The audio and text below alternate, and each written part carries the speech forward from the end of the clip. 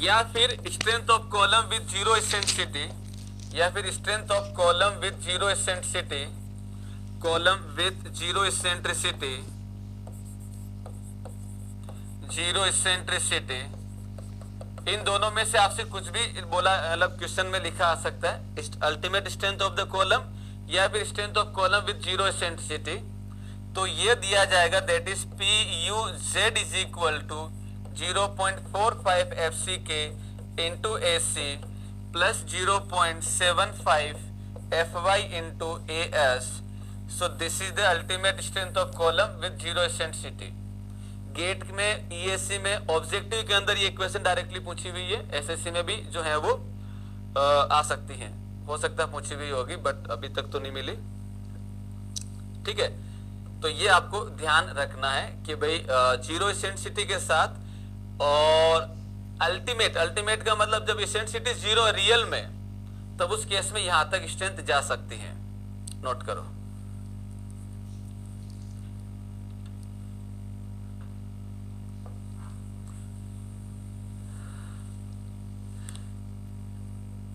ये 48B ही है।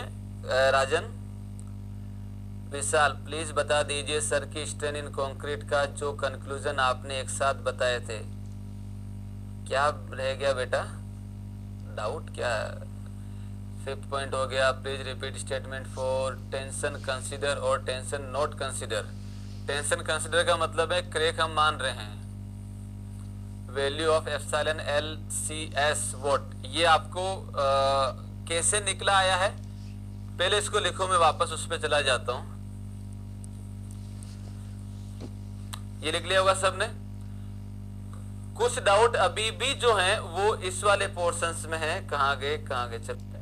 अगर मैं यहाँ पे क्रेक टेंशन को कंसीडर किया तो कंक्रीट में यहाँ पे जो स्ट्रेन होगी दैट वैल्यू 0.0035 होगी, यही बोलते हैं हम लोग। अगर मैं क्रेक नहीं मानता हूं, इसका मतलब यहाँ पे क्रेक अपीयर नहीं हुआ तो यहाँ पे वैल्यू इतनी नहीं पूछी होगी, उससे कम होगी। तो कितनी होगी? तो वो वैल्यू हम लोग निकालते हैं, that is 0.0035 minus 0.75 strain at least compression fibre. यहाँ पे जो वैल्यू आता है into strain at least compression fibre. अब इसका वैल्यू कैसे निकालेंगे वो तुम्हारे पार्ट में नहीं है, डोंट पैनिक। आपको ओनली इंफॉर्मेशन पूछी जाती वही है, ठीक है ना? तो ये वैल्यू कैसे आए, इसका वैल्यू कैसे निकालेंगे वो तुम्हें जरूर नहीं, डेरिवेशन की आवश्यकता नहीं है। अगर कोई जेईएन में करवा भी रहे तो it is the wastage of the time, right? तो ये ध्यान रखना है, this is the one. Rajan Kumar, ठीक है बेटा। पवन, टेंशन और मैम कौन सा था?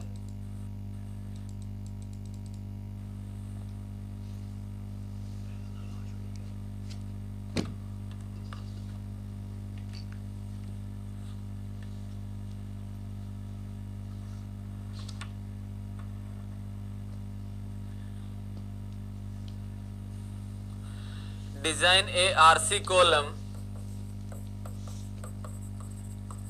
of size 450 mm into 600 mm. Design a RC column of size 450 into 600 mm subject to an axial load,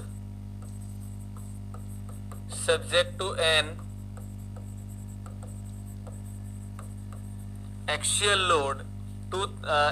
load of 2000 kilonewton under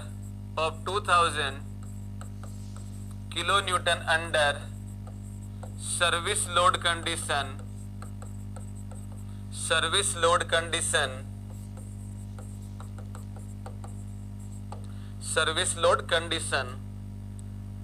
Unsupported effective length of column is 3 meter.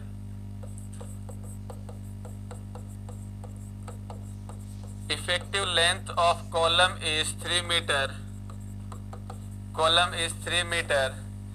Use M20 concrete and Fe415 steel. Use M20 concrete, Fe415 steel. Note करो इसको। Sir इस subject से conceptual one liner question ही पूछता है, आप core point दे देते हो sir, ज़्यादा इधर उधर अब देखने की ज़रूरत नहीं पड़ती। राजन बेटा ये बिल्कुल सही है कि अगर आप इस नोट्स को प्रॉपरली अगर पढ़ लेते हैं, मैं आपको फिर बोल देता हूँ, प्रॉपरली अगर आप इसको रीडिंग भी लगा लेते हैं और पीवाईक्यू बनाते हैं ऑल स्टेट पीएसयूज के हैं, तो आपके 90 से 95% प्रॉब्लम बन जाएगी। 5% में इसलिए छोड़ रहा हूं, जैसे क्वेश्चन पूछ लिया गया आरसीसी के फादर कौन है या ये क्या है, तो वो अलग चीज है, वो छोड़ो, वो 5% में रख लेते हैं, बट सारे क्वेश्चन बन जाने हैं। That's why I told you in the beginning and right now again I am ये आपको बता रहा हूँ, read the notes properly, सारा मैटर बन जाना है, इधर उधर आपको कोई बुक की कोई देखने की जरूरत नहीं है, but go through the notes properly, that one important point.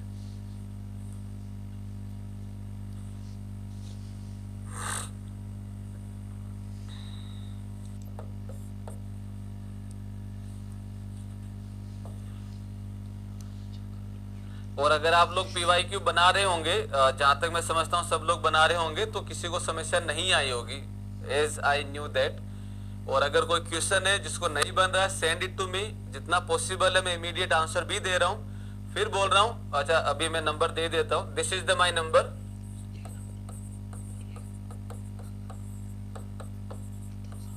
I have only this number, so you can message me. कोई भी क्वेश्चन अगर नहीं बन रहा है, जब भी आप पढ़ रहे हो मैसेज में, और अगर विद इन अ मिनट या 5 मिनट अगर आंसर नहीं आता है तो दोबारा उसको पॉइंट आउट कर दीजिए। हो सकता है मैं इधर उधर रहूं, but I will answer you immediately, ठीक है ना।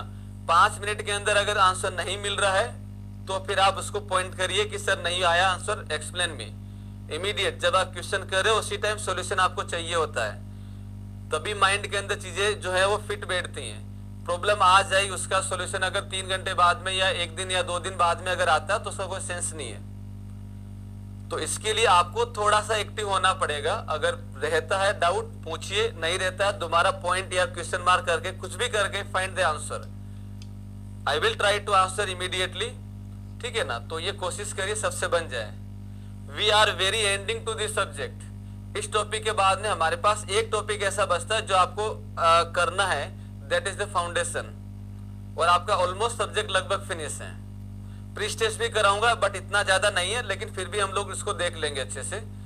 रेस्ट ऑल टॉपिक जो है इतने ज्यादा इंपॉर्टेंट नहीं है। तो जितना पोर्शन अभी तक हम लोग कर चुके हैं, ये आपका 80 से 85% है, पूरा हो चुका है। जैसे ये कॉलम पूरा हो जाता है, और कभी भी ये पार्ट में मत रहना, मैं थोड़ा सा अलग से टाइम ले लेता हूं, कभी भी ये मत रहना कि मान लो अगर आरसीसी से 12 क्वेश्चन आ रहे हैं तो मैं 12 के 12 के लिए तैयारी कर रहा हूं। इन 12 क्वेश्चन में से 10 क्वेश्चन जो है फिक्स टॉपिक से, फिक्स पॉइंट से क्वेश्चन पूछे जाते हैं हर हाल में। मतलब पूरे पेपर को एनालिसिस करोगे ना तो 10 क्वेश्चन उन्हीं टॉपिक से पूछे जाते हैं जो पहले से प्री फाइनल है, जो ट्रेंड चलता आ रहा है। 2 क्वेश्चन के लिए आप लोग पूरा अपना टाइम वेस्टेज नहीं कर सकते। So be smart while you preparing for the competition exam.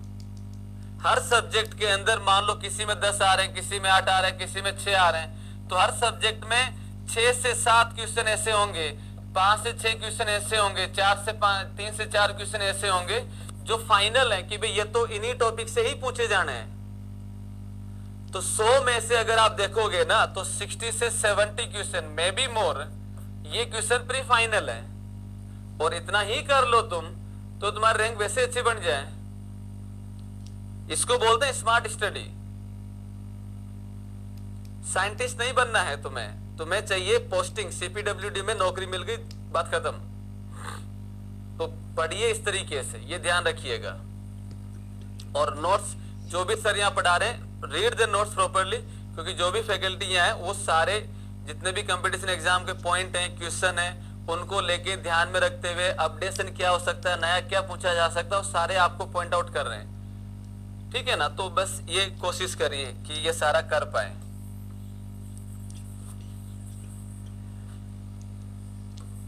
और अगर कोई डाउट रहता है किसी पॉइंट के अंदर नहीं समझ में आ रहा, टाइप इसमें लिखिए चैट बॉक्स में, आई विल आंसर यू।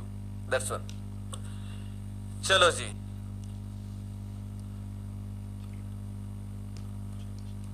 आगे बढ़ते हैं। को जो है ये कह रहा है, एक बार जनरल रीडिंग लगा लेते हैं। डिजाइन ए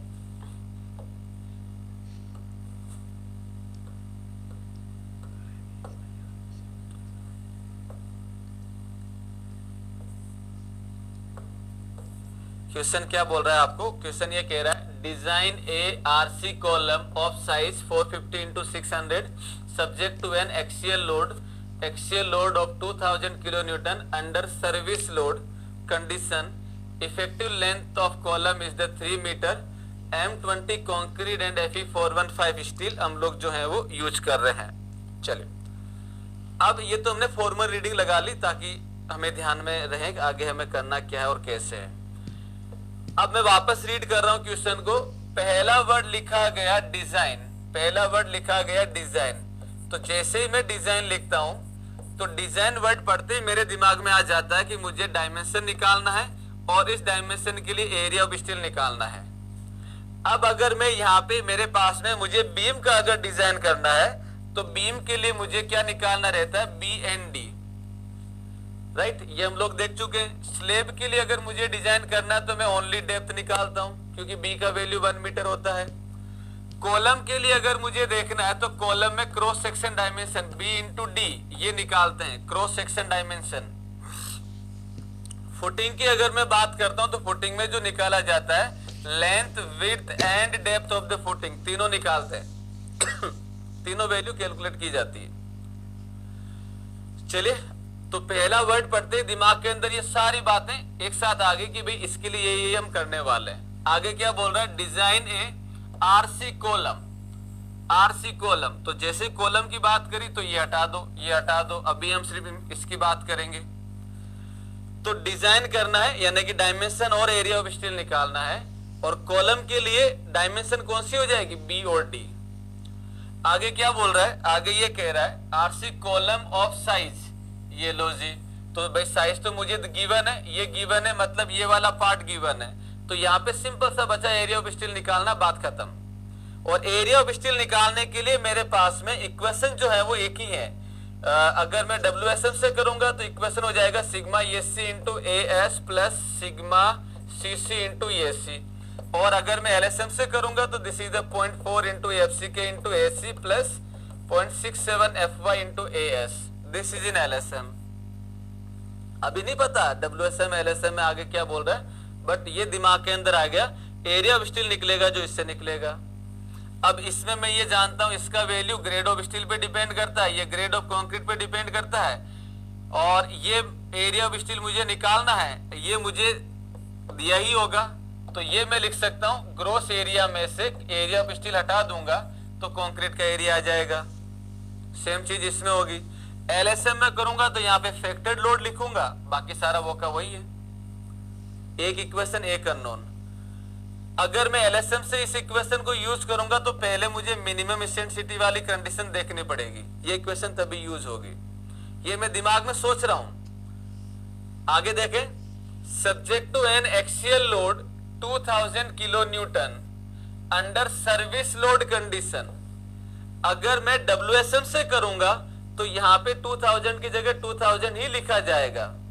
लेकिन अगर मुझे LSM से करना है तब मुझे इस लोड को क्या करना पड़ेगा? 1.5 से मल्टीप्लाई करना पड़ेगा, क्योंकि यहाँ पे फैक्टर लोड लिखा जा रहा है। क्लियर? देखते हैं मेथड क्या बोलता है आगे। Effective length of column is 3 metre, that's one. Use M20 concrete and Fe415 steel. ये तो मटेरियल की प्रॉपर्टी दे रखी है।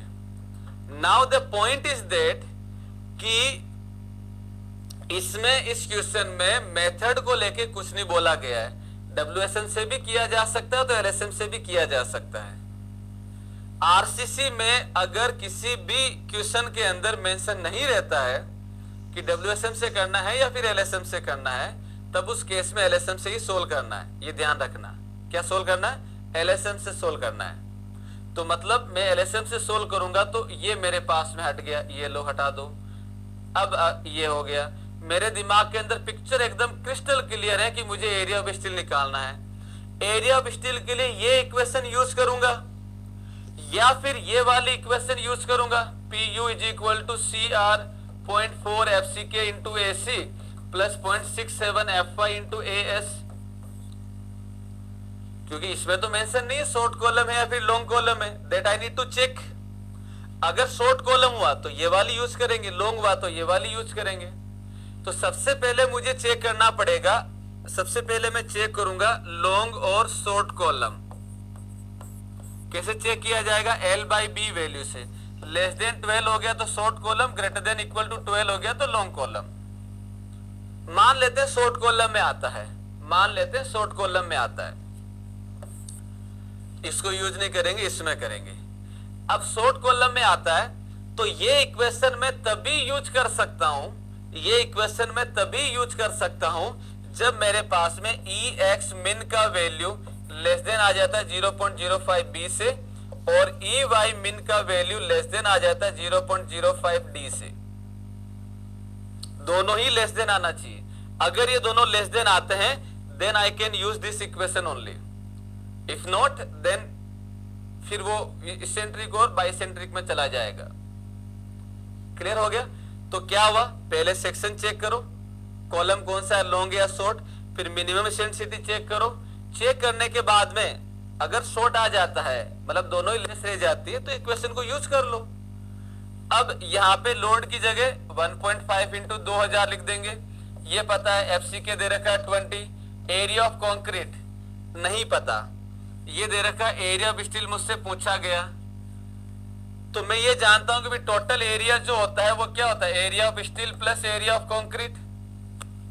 टोटल एरिया कितना, 450 इंटू 600, तो एरिया ऑफ कॉन्क्रीट कितना निकला, एरिया ऑफ कॉन्क्रीट की जगह लिख दूंगा मैं एजी माइनस ए एस, एक अननोन एक इक्वेशन आंसर आ गया, बात खत्म। ये 30 मार्क्स है जेईएन मेंस के, गेट के 2 मार्क्स है, बट जेईएन मेंस के जो है 30 मार्क्स है।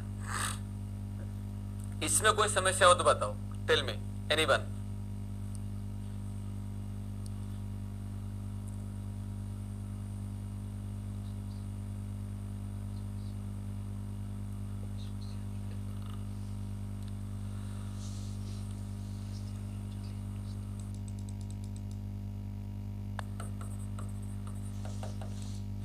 तो सबसे पहले हम लोग इसमें चेक करेंगे लॉन्ग और शॉर्ट कॉलम, लॉन्ग और short column.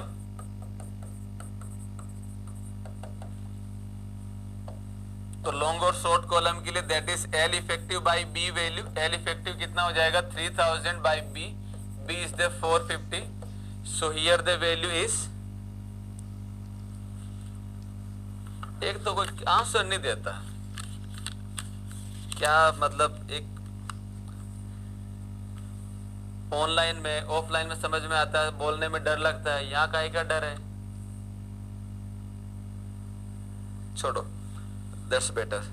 3000 divided by 450, so that value is 6.67 which is less than 12.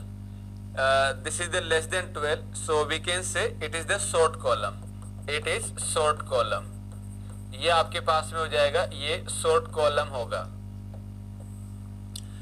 Now तो ये पहला बन गया स्टेप। दूसरा हो जाएगा check for eccentricity, check for minimum eccentricity, minimum eccentricity. तो मिनिमम इसेंट्रिसिटी के लिए अगर हम चेक करेंगे देन व्हाट, ये हो जाएगा दैट इज ई एक्स मिन, जो आता है that is maximum of L by 300, नहीं not 300, 500, L by 500 plus B by 30 और 20 mm जो भी मैक्सिमम होता है।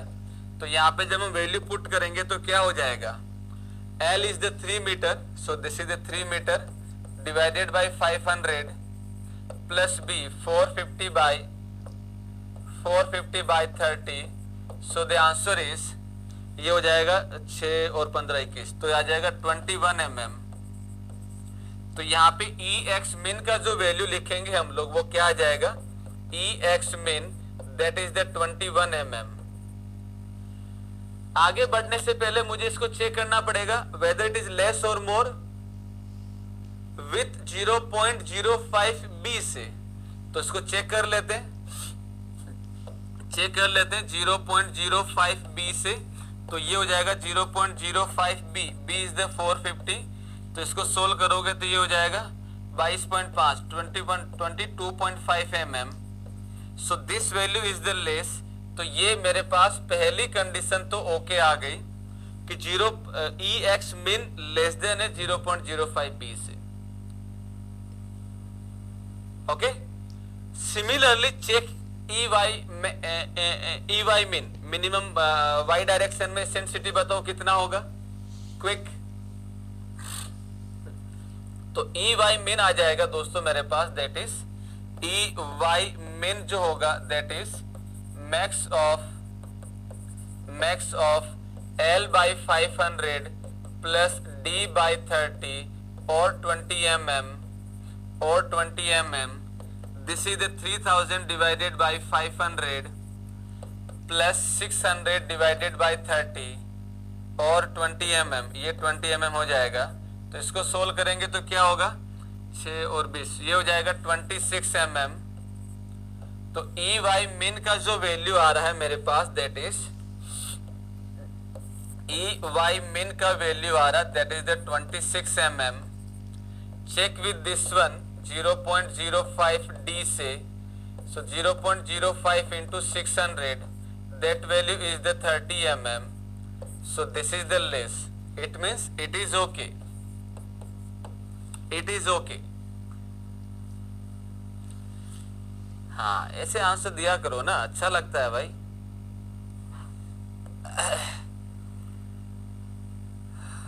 प्रिंस 3110 आ रहा है क्या? प्रिंस एक काम हाँ, रुको अभी मुझे बताना पड़ेगा आगे। नदीम, काजल, प्रिंस, ठीक है। सिद्धार्थ एक बार कैलकुलेशन चेक करो बेटा, सिद्धार्थ कैलकुलेशन चेक करो। सो दिस इज ओके। नाउ अब हमें क्या करना है, हमारे दिमाग के अंदर क्या, दोनों अगर सेटिस्फाई हो गया तो मिनिमम एसेंसिटी को लेके हम बात कर सकते हैं। तो मिनिमम एसेंसिटी को लेके बात करेंगे तो हमें जो फॉर्मूलेशन उसको यूज किया जा सकता है, और इसमें हमें निकालना एरिया ऑफ स्टील ओनली। तो तीसरा हो जाएगा एरिया ऑफ स्टील, तीसरा हो जाएगा for area of steel equation है मेरे पास that is P U is equal to 0.4 FCK into A C plus 0.67 FY into AS। Okay, AC जो लिखा जाएगा वो लिखा जा सकता है AG माइनस AS, ये हम लोग समझ चुके हैं। चूंकि मुझे लोड जो दे रखा है that is the service load condition में है, so here I will multiply 1.5 into 2000 into 10 raised to the power 3 is equal to 0.4 FCK is the 20 into AG 450 minus not minus into 600 minus AS plus 0.67 415 into AS। एक unknown एक equation, you can determine the answer। So that is the AS जो आएगा वो कितना आ रहा है, solve करके बताओ। So here the value is 1.5 into 2000 E3 is equal to 0.4 into 25 into bracket में not 25, it is the 20 into 450 into 600 minus A bracket बंद plus 0.67 into 415 into A value solve करेंगे, then I will get the answer that is 3110.54 mm square, 54 mm square. This is the area of steel. अब यहां से सब लोग इधर ध्यान दो, यहां पे एक और चीज हमें नई सीखनी है। पॉइंट ये है कि अब मैं यहां पे नंबर ऑफ बार निकालूं इससे, या डाया ऑफ बार निकालूं, या स्पेसिंग निकालूं, जिसको स्लेब वाले में भी आपको कंफ्यूजन था। I have the area of steel, इससे मैं डाया निकालना है, स्पेसिंग निकालनी है, या नंबर ऑफ बार निकालनी है। तो उसके लिए हम लोग देख चुके हैं। मैं यहाँ पे कंसेप्ट लिख देता हूं। ये ऑब्जर्वेशन और कंक्लूजन रहता है जो आप लोगों को ध्यान में रहना चाहिए। बीम के लिए अगर मेरे पास सपोज करिए एएस हमने कैलकुलेट कर लिया। ये क्या कर लिया? कैलकुलेट कर लिया। इस एएस से बीम के लिए मैं निकालता हूं डाया हम लोग अज्यूम करते हैं and number of bar calculate करते हैं। सिंपल। स्लेब में हम क्या करते हैं? स्लेब के अंदर हम लोग डाया जो है वो अज्यूम करते हैं। अज्यूम कर लो या कैलकुलेट कर लो d/8 से, और इसमें हम लोग स्पेसिंग ऑफ बार निकालते हैं। स्पेसिंग ऑफ बार कैलकुलेट किया जाता है। कॉलम की अगर मैं बात करता हूं दोस्तों, कॉलम की अगर मैं बात करता हूं तो सर्कुलर अगर कॉलम है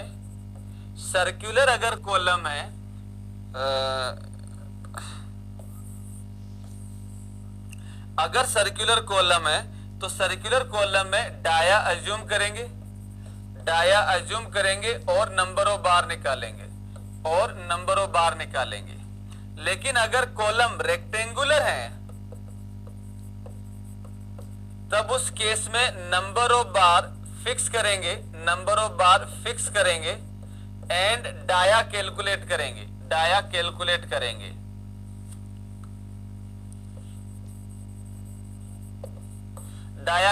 करेंगे। ये मेंस के लिए है ना, डाया कैलकुलेट किया जाएगा। तो यही है हमारे पास। फुटिंग वगैरह में वो सारी स्लेब की तरह डिजाइन होती है, तो सेम चीज है, राइट। तो यहाँ पे बीम के लिए डाया अज्यूम करना, बार के नंबर कितनी बार लगेंगे वो कैलकुलेट करेंगे। स्लेब के लिए स्पेसिंग। कॉलम के अंदर सर्कुलर कॉलम होगा या रेक्टेंगुलर कॉलम होगा? सर्कुलर कॉलम है तो डाया अज्यूम कर लो, नंबर ऑफ बार निकाल दो। कम से कम 6 बार देनी होती है। 6 के बाद में 7, 8, 9, 10 जो भी आता है वो सारी लगा दो, कोई इश्यू नहीं है। बट रेक्टेंगुलर कॉलम में थोड़ी सी प्रॉब्लम है। वो क्या प्रॉब्लम है? तो my dear friends, rectangular column में क्या रहता है? सपोज करिए मेरे पास में ये कोई एक कॉलम दे रखा है। इस कॉलम में मान लो मैं यही वाला डायमेंशन ले लेता हूं। This is the 450, this is the 600, मैं यही वाला ले लेता हूं। अब इस कॉलम में हम ये जानते हैं रेक्टेंगुलर कॉलम है तो 4 बार तो कॉर्नर पे लगेगी, कंफर्म है। 4 बार तो कॉर्नर पे लगेगी। दूसरा मैं ये भी जानता हूं कि 2 बार के बीच में चाहे कोई सा भी हो 300 से ज्यादा की स्पेसिंग नहीं जाती है। यानी कि इसके और इसके बीच में 300 से ज्यादा की स्पेसिंग नहीं होनी चाहिए। मान लो मैं इसमें कवर जो है वो मैं मान लेता हूं, दैट इज द 50 mm। तो 50 mm मैंने क्या करा, इधर से माइनस कर दिया, 50 mm इधर से माइनस कर दिया। तो 600 में से 100 माइनस गया, बचा 500 which is more than the 300। तो मैं यहां पे क्या करूंगा, मुझे एक बार हर हाल में यहां पे देनी पड़ेगी, तो ये 50 माइनस हो गया, ये 50 माइनस हो गया, यहां से यहां तक 500 बचा था जो कि 300 से ज्यादा है, अलाउ कर नहीं सकते। मैंने एक बार बीच में दी। अब ये कितना हो गया 250, ये कितना हो गया 250, 300 से लेस है, ओके कोई इश्यू नहीं है, ठीक है। मान लो मेरे पास में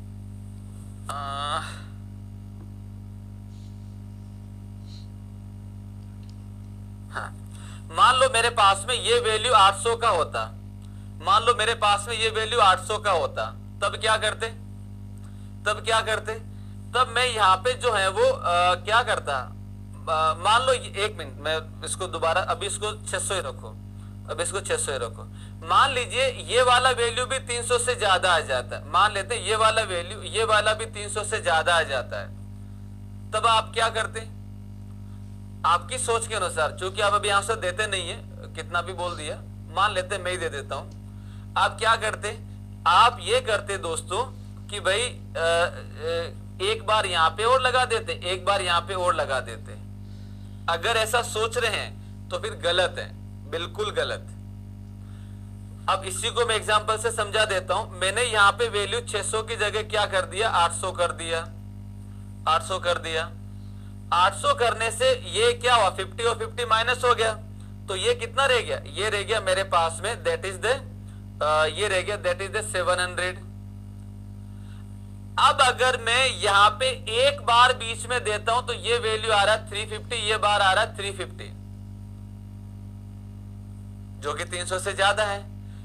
अभी आपने क्या डिसाइड किया कि भाई हम एक एक बार यहां पे बीच में लगा देते हैं, मतलब 2 बार और एक्स्ट्रा लगाएंगे। कोड ये कहता है कि बिल्कुल गलत। अगर मेन बार के बीच में स्पेसिंग 300 से ज्यादा है, 300 से ज्यादा है तो बीच में एक बार लगाई जाएगी। अगर बीच में एक बार लगाने के बाद भी 2 बार के बीच में स्पेसिंग 300 से ज्यादा आ रही है, देन इस बार को यहां से हटाओ और क्या करो, 3 बार की बजाय आप क्या करो, यहां पे 2 बार लगा दो, ऐसे रिप्लेस कर दो उनको। तो अब ये जो वैल्यू होगा ये डेफिनेटली 300 से लेस होगा। 700 में 1 2 3 का डिवाइड कर दो, ये वैल्यू आपके पास 300 से तो लेस आ रही है, कंफर्म। तो हमें 3 बार नहीं लगाना है, हम 2 बार कोई पोजीशन को चेंज करके लगाएंगे। तो जो इधर लगा सेम बार इतने की इतनी इधर लग जाएगी। फॉर एग्जांपल ये लो, ये 800 mm के लिए, क्योंकि मेरे पास में क्वेश्चन में 600 mm दे रखा है तो 600 mm दे रखा, तो भाई मैं क्या करूंगा, यहाँ पे जो है वो यहाँ पे एक एक बार और लगा दूंगा, तो ये सेफ रह गया, कोई इश्यू नहीं है। क्लियर है? 600 में से ये 600 है, सो 600 में से 50 50 माइनस गया, बचा 500। 500 में दिस बिकम्स 250 250, ओके।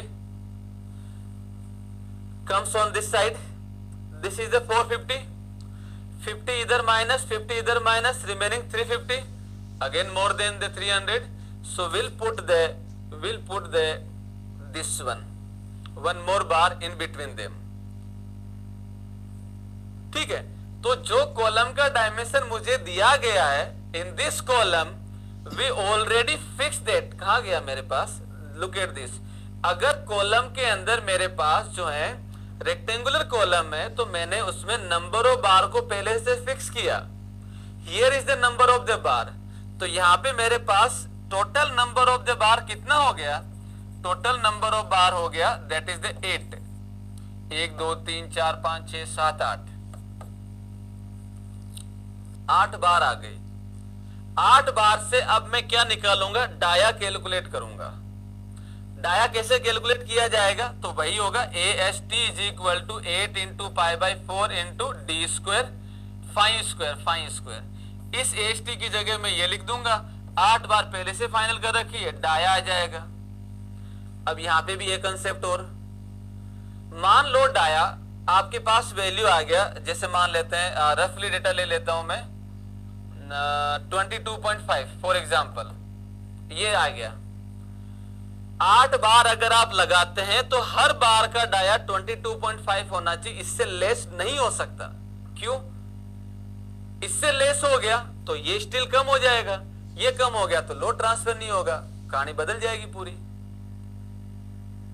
राइट। तो मान लेते हैं 22.5 का डाया देना ही देना है, तो 22 का होता नहीं है। 22 के बाद में नेक्स्ट जो डाया आता है वो 25 का आता है, 25 का आता है। अगर मैं 25 की 8 बार दे दूं तो जो स्टील मैं प्रोवाइड कर रहा हूं वो रिक्वायर्ड से बहुत ज्यादा जा रहा है, उसके लिए भी जो है इंजीनियर मना करते हैं, डिजाइनर मना करते हैं, नहीं दे सकते, क्योंकि आखिरकार हमारा मकसद है कम मटेरियल से ज्यादा लोड ट्रांसफर करवाना, तो फालतू में क्यों दें। तो अगर मैं यहाँ पे 25 mm की 8 बार दे दूं तो एरिया ऑफ स्टील जो मैं प्रोवाइड करूंगा that is too large, not acceptable. Then क्या, तब उस केस में दोस्तों आपको क्या करना पड़ेगा कि इस एरिया के आसपास लाने के लिए थोड़ा सा ज्यादा हो सकता है, 50 या 100 mm square, okay, that's not a big issue. तो आपको क्या करना पड़ेगा, इसी एरिया को लेने के लिए कॉम्बिनेशन ऑफ बार देने पड़ेंगे। कॉम्बिनेशन ऑफ बार कैसे, मैं यहाँ पे मुझे मिल गया 22.5 का कम से कम होना चाहिए। तो मैं क्या कर लेता हूं, कॉर्नर के ऊपर मैं 25 mm की 4 बार लगा दूं। कॉर्नर पे 25 mm की लगा दिया और बीच में मैं यहां पे जो है 20 mm की 4 बार लगा दूं, 20 mm की 4 बार लगा दूं। और इसका ये 4 बार 25 का हो गया, 4 बार 20 का हो गया। हो सकता है आप इसका एरिया कैलकुलेट करो, ये इसके बराबर आ जाए। बहुत ज्यादा आ रहा फिर भी, then make the another combination. यहां पे एक चीज ये भी ध्यान रखना है कि कॉर्नर पर ज्यादा डाया की बार लगेगी। ऐसा कतई शो मत कर देना कि बीच में ज्यादा डाया का शो कर रहे हो। यहाँ पे 25 लिख दिया और यहाँ पे 20 लिख रहे हो, ये मार्क्स काट लेगा बहुत ज्यादा। कॉर्नर पे ग्रेटर डाया का लगेगा। ये आपको सोचना है ना। अगर जो है आपके पास ऐसा सिचुएशन बैठ रहा है तो कॉम्बिनेशन बनाइए to get the equivalent area of steel या रिक्वायर्ड एरिया के आसपास वैल्यू आ जाए। ये तो एक बात हुई। दूसरा, अगर मान लो यहां से मैं वैल्यू निकालता हूं और मेरे पास में मान लीजिए 19.8 का डाया आ गया फॉर एग्जांपल, जरूर थोड़ी यही है, कुछ भी आ सकता है। 19.8 का आ गया, इससे बढ़िया तो कुछ हो ही नहीं सकता। 19.8 के बाद में 20 mm की बार है ऑटो की ऑटो बार सेम डाया के लगा दो, that's all, that's very good thing. Are you getting me? So my dear friends, आपको कुछ इस तरीके से प्रॉब्लम को सोल्व करना रहता है। अगर पॉसिबल है भाई, अगर थोड़ा सा डिफरेंस आ रहा है, जैसे मान लो ये आ गया, ये 19.2 भी आ जाता देन ओके, चल जाएगा, ठीक है ना। तो ये आपको ध्यान रखना है कि भाई कौन सी चीज कैसे होगी और क्या होगी। सो दिस इज द ऑब्जर्वेशन और कंक्लूजन कि आपको किसमें क्या निकालना रहता है, क्यों निकालते हैं, ये सारी बातें होगी। तो फॉर एग्जाम्पल जैसे मेरे, अच्छा ये रफ में करना है आपको, यहाँ पे ये पूरा शो नहीं करना है, ये आपकी खुद की कैलकुलेशन के लिए, ये माइंड के अंदर रहता है ये सारा। सबको क्लियर हो गया? यस और नो एवरीवन? जितने भी लाइव है प्लीज रिप्लाई। सबको क्लियर है?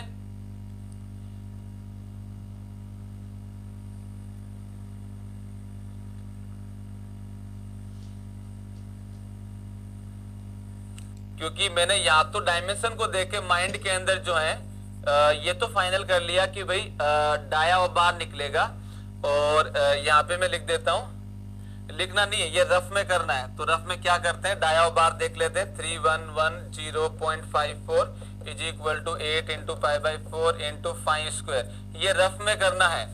तो रफ में अगर मैं करता हूं तो क्या होगा, रफ में करता हूं तो क्या हो जाएगा, 3110 कहाँ गया, 3110.54 is equal to 8 into pi by 4 into 5 square, A का स्क्वायर। सोल्व करते हैं तो ये वैल्यू दे रहा है 22.249, ये तो 22.2 ही दे रहा है।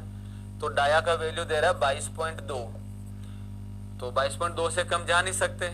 तो 22 से आगे 25 और 22 से कम 25 का देता हूं तो एरिया ऑफ स्टील जो मैं दूंगा बहुत ज्यादा हो जाएगा, तो मैं कॉम्बिनेशन बनाना पड़ेगा, ठीक है।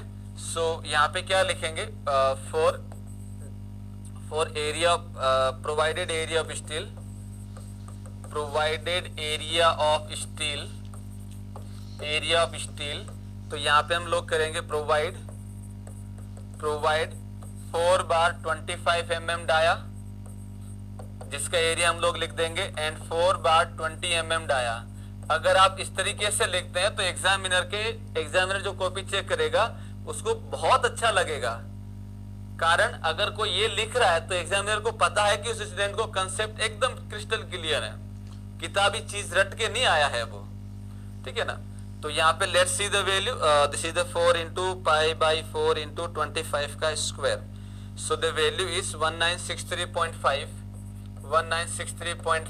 mm square, and this is the 1256.6 mm square. So the total AS provide कितना हो जाएगा, ये हो जाएगा 1963.5 plus 1256.6, so here the value is 3220.1।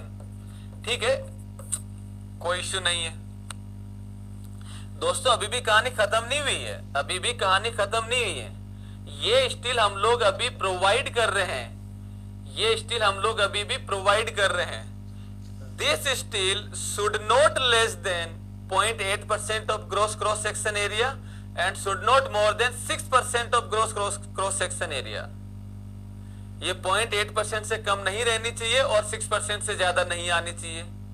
तो अब यहां पे आपके पास में दो वैल्यू, दो तरीके होते हैं। क्या होता है, एक तो आप क्या करो, चेक करो मिनिमम से, चेक करो मिनिमम से, तो ए एस मीन निकालो और एक निकालो चेक विथ मैक्सिमम, तो उसको सोल्व करके ये लिखो।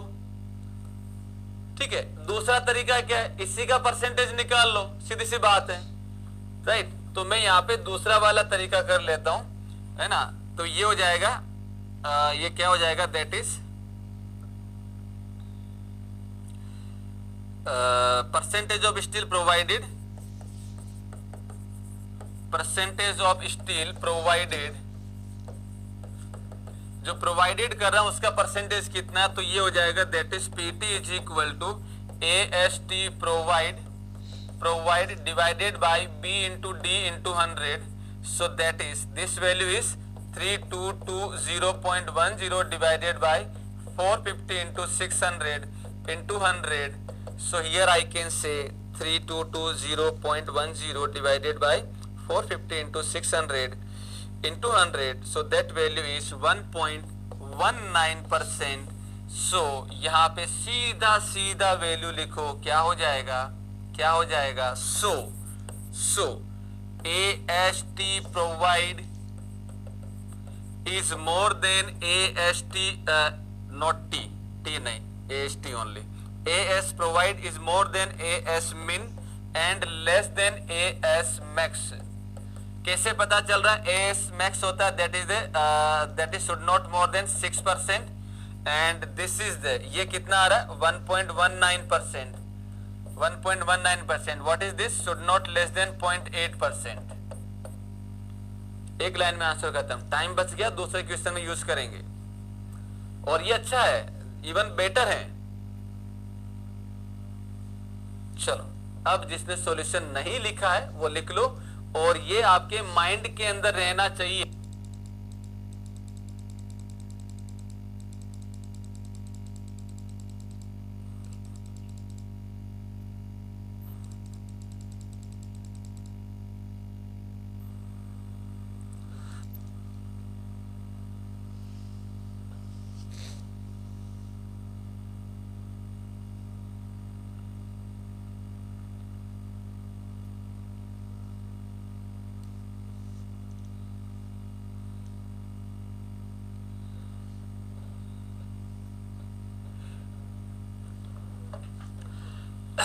चले, तो ये हमारे पास में लॉन्गिट्यूडनल स्टील को लेके हो गया। नाउ अब हम जो बात कर लेते हैं that is for the transverse steel. तो नेक्स्ट स्टेप हो जाएगा डिजाइन ऑफ लेटरल टाई। तो लेटरल टाई के लिए बात करेंगे तो पहला हो जाएगा हमारे पास में डाया फाइटी। और फाइटी हम लोग क्या लिखते हैं, फाइटी हम लोग लिखते हैं दोस्तों, व्हाट इज दैट। चलिए, तो फाइटी कैसे निकालेंगे, फाइटी जो दिया जाता है वो दिया जाएगा दैट इज ये क्या होता है, phi T is equal to max of phi longitudinal maximum by 4 और 6 mm। अब यहाँ पे मैंने देखो लॉन्गिट्यूडनल स्टील में दो तरह की बार दी हैं। कौन कौन सी मैंने बार दी, एक तो 25 mm की और एक 20 mm की। और मैं ये अच्छे से जानता हूं कि 25 वाला कॉर्नर पे लगाया जाएगा, 20 वाला इसके बीच में लगेगा, और ये चारों आटो की आटो बार लॉन्गिट्यूडनल बार है। तो फाइन लॉन्गिट्यूडनल मैक्सिमम का डाया कितना हो गया 25, फाइन लॉन्गिट्यूडनल मिनिमम कितना हो गया 20। तो यहां पे जो है मैं पुट करूंगा दैट इज दैट इज ये क्या हो जाएगा, ये आ जाएगा मेरे पास, इसको सोल्व करेंगे तो ये हो जाएगा 25/4 और ये 6 mm। तो अगर मैं यहाँ पे वैल्यू देखता हूं तो दिस वैल्यू कम्स आउट 6.25। तो यहां से अगर मैं वैल्यू देखूंगा तो ये क्या हो जाएगा 6.25 mm। इन दोनों का मैक्सिमम 6.25। 6.25 का डाया होता नहीं है, 7 होता नहीं है, बचा नेक्स्ट कौन सा 8 mm। तो प्रोवाइड किया जाएगा फाइटी जो होगा वो आ जाएगा, so phi t is that is the 8 mm। 8 mm। दूसरा हो जाएगा स्पेसिंग को लेके, स्पेसिंग क्या दिया जाता है, that is SV should not more than mean of least lateral dimension 16 into 5 longitudinal minimum and 300 mm। एक और क्राइटेरिया होता है that is the 48 into 5t, 48 into 5t, but ये बहुत ज्यादा होता है तो इसको देखने की जरूरत नहीं है। कारण 48 को अगर आप अगर 6 mm से भी मल्टीप्लाई कर दो तो भी 288 आ रहा है, यानी कि इसका वैल्यू जो है अगर मैं मिनिमम डाया को लेके भी करूंगा ना तो भी 300 के पास जा रहा है, इसीलिए इसको चेक करने की जरूरत नहीं है।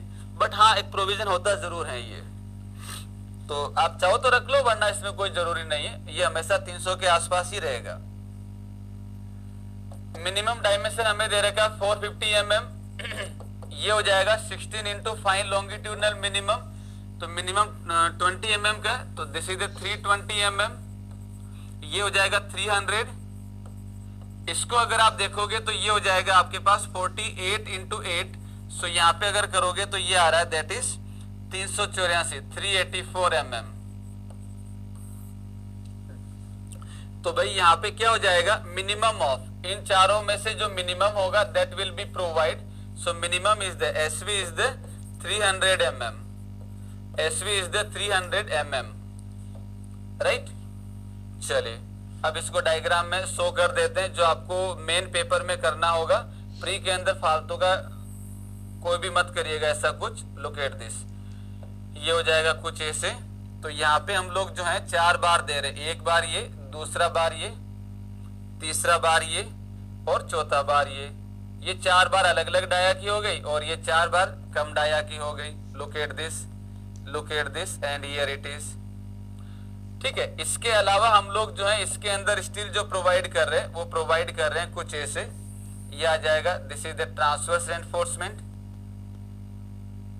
इसको सीधा मान लेना है ना, मैं डायग्राम इस पर ज्यादा वो नहीं है, बट हाँ एग्जाम में थोड़ा अच्छा बनाना, सुंदरता वैसे मायने रखती है।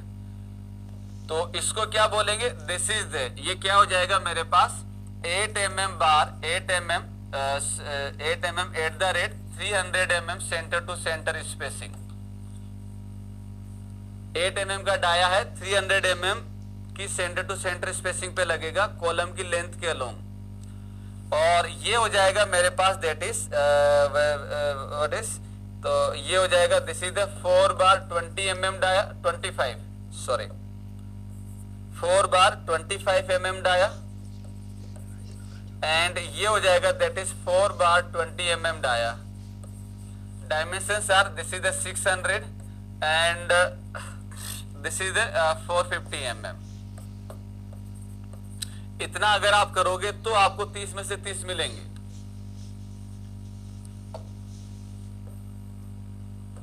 कहां थे, हाँ ये लिखो भाई।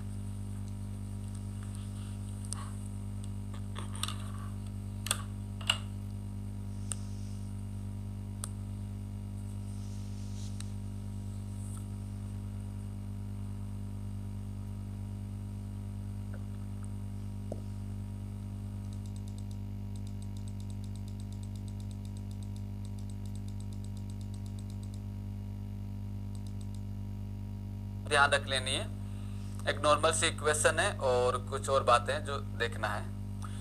तो क्या है ये, that is the design of circular column, design of circular column, circular column.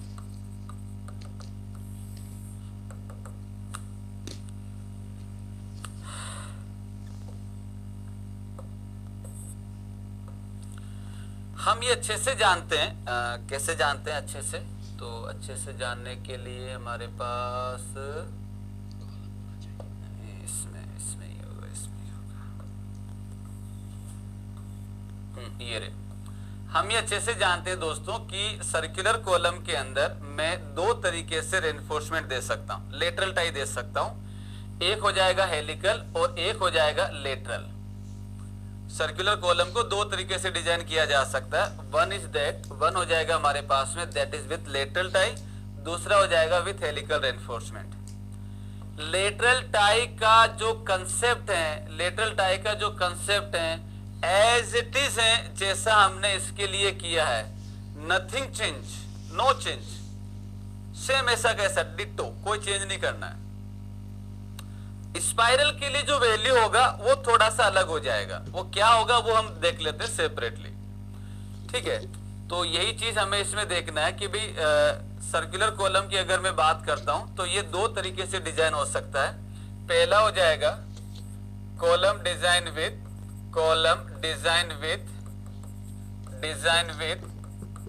With lateral tie.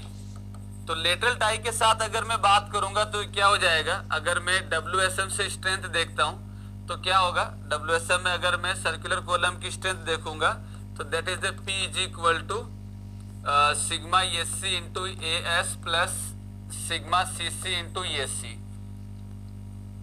ठीक है। ये हो जाएगा WSM इक्वेशन। इन WSM LSM में इक्वेशन लिखूंगा तो ये हो जाएगा that is PU is equal to 0.4 FCK into ESC plus 0.67 FY into AS in LSM, ठीक है। ये हो जाएगा लेटरल टाई के साथ देखेंगे तो स्ट्रेंथ ऑफ शॉर्ट कॉलम है, ये स्ट्रेंथ ऑफ शॉर्ट कॉलम। अगर लॉन्ग कॉलम के लिए लिखना है तो इन दोनों इक्वेशन को CR से मल्टीप्लाई कर दो, सिंपल।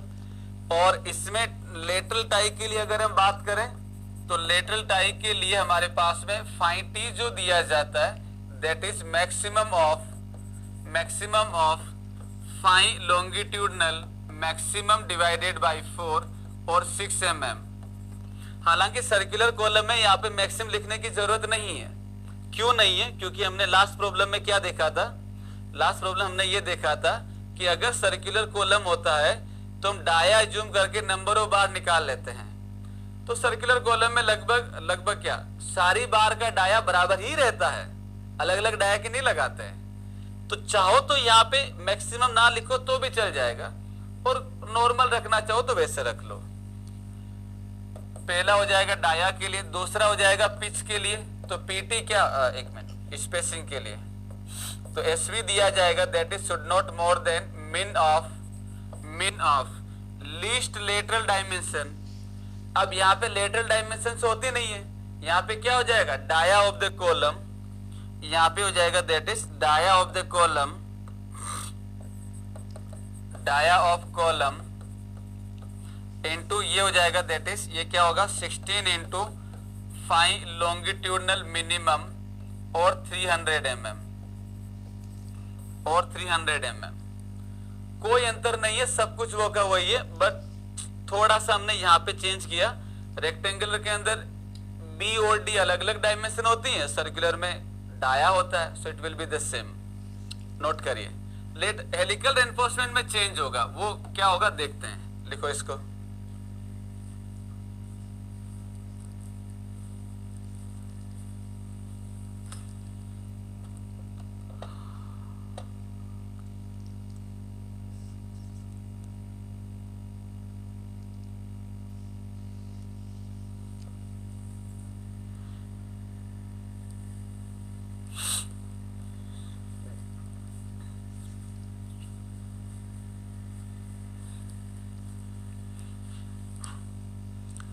प्रिंस, इसमें ओपन टाई और क्लोज टाई का कुछ कंसेप्ट होता है ना?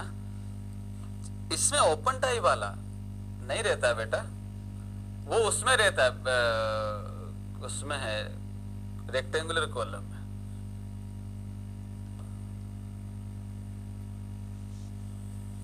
रेक्टेंगुलर कॉलम में है।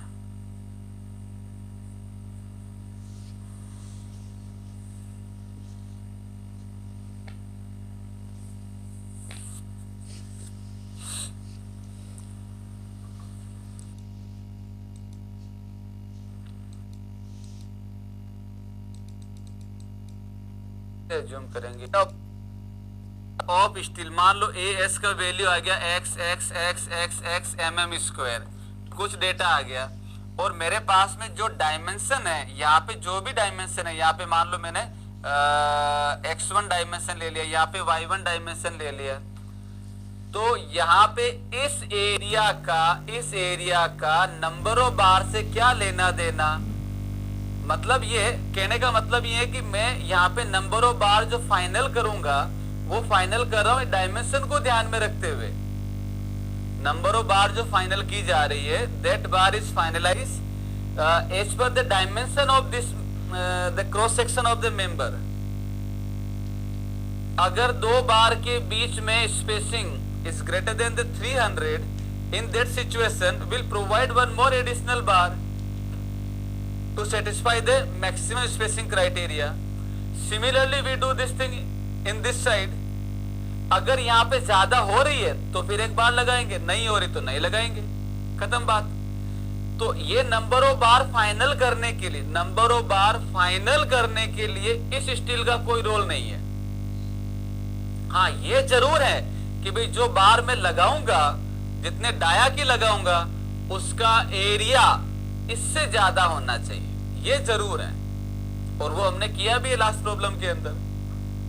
ठीक है, अमन या विशाल कौन था जिसका डाउट है? ये एक का डाउट था, एक का डाउट क्या है, क्या डाउट है ये? ओपन टाई और लेटरल टाई वाला कंसेप्ट, ओपन टाई और लेटरल टाई। तुम पूछ तो क्या बोले अब आपको बेटा जी, कहाँ गया?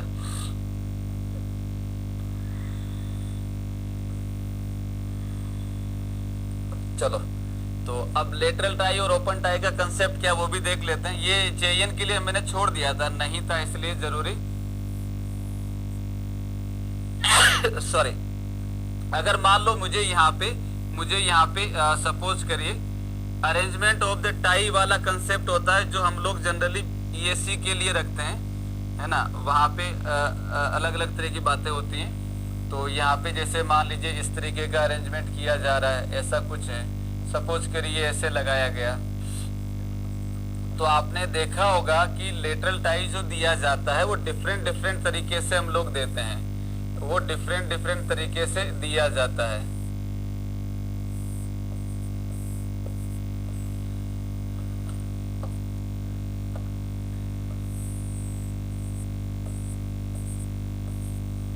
ये हमारे पास में मेन रेनफोर्समेंट है, इसमें हम लोग लेटरल टाई लगा रहे हैं। तो अगर मैं लेटरल टाई, ये ट्रांसवर्स रेनफोर्समेंट हो गया, अब मैं टाई की बात कर रहा हूं, तो मैंने अगर इस तरीके से लगाया तो ये कहलाता ओपन टाई, ये कहलाता ओपन टाई। और अगर मैं यहाँ पे कुछ ऐसे लगा देता हूं, ये ऐसे लगा देता हूं, तो ये कहलाता क्लोज टाई। ठीक है, इसके अलावा हम लोग जो है इसका अरेंजमेंट कुछ ऐसे भी करते हैं, ये भी आपने देखा होगा, कुछ इस तरीके से भी दिया जाता है। तो which arrangement prefer in which situation, that is not part of your scope. So जिसका भी डाउट था, ये प्रिंस या जिसका भी था, सो वो आपके पार्ट में नहीं है, इसलिए वो स्किप किया गया। अदरवाइज यहाँ पे बताने के लिए ये है चीज, जरूर ये कर सकते हैं, बट ये कब करेंगे, क्या होंगे, तो वो जरूरी नहीं है। ठीक है ना, तो उसको छोड़ दो अभी। ओके, तो यहाँ पे हमने देख लिया column design with lateral tie. Next हो जाएगा दैट इज, दूसरा पार्ट क्या होगा दूसरा हो जाएगा that is circular column with helical tie, circular column with helical tie, helical और spiral reinforcement, spiral reinforcement, circular column with helical और स्पाइरल रेनफोर्समेंट, स्पाइरल रेनफोर्समेंट। ठीक है, और इस पार्ट को हम लोग जो है कल की क्लास में करेंगे। कल आपका मोस्टली सिलेबस जो है वो खत्म हो जाएगा, क्योंकि ये शायद 8-10 मिनट का टॉपिक है, 10-15 मिनट का मान लो। Then will discuss the foundation, foundation भी इतना ज्यादा एनलार्ज टॉपिक नहीं है। And the remaining topic is the pre stress, जो रिसेंटली जो है एग्जाम में पूछा जा रहा है, जो इम्पोर्टेंट पॉइंट है वो हम देखेंगे, ठीक है। So we are very close to ending of this subject, so it is humble request to all, please go through the questions and the notes, wherever you feel problem discuss with me, I will answer you. Today eccentricity का concept समझा दीजिए with example. Sir छोटे बच्चों को कैसे समझाते हैं वैसे ही समझा दीजिए। वैसे क्या लिख रहा है?